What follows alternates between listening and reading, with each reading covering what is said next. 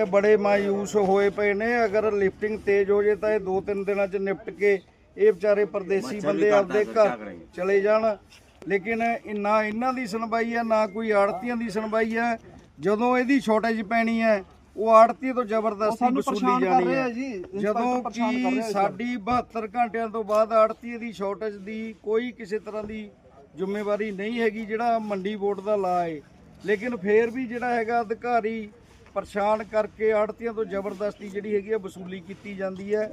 ਸੋ ਸਾਡੀ ਬੇਨਤੀ ਹੈ ਵੀ ਸਾਨੂੰ ਮਜ਼ਦੂਰਾਂ ਨੂੰ ਤੇ ਆੜਤੀਆਂ ਨੂੰ ਮਜਬੂਰ ਨਾ ਕੀਤਾ ਜਾਵੇ ਸੰਘਰਸ਼ ਕਰਨ ਲਈ।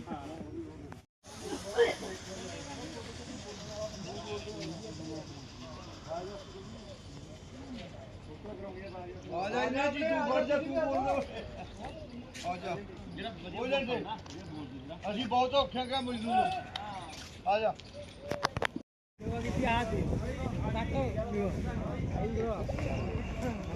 ਸਾਰੀ ਕਮਾਲ ਦੇ ਬਿੱਲੇ ਇਹ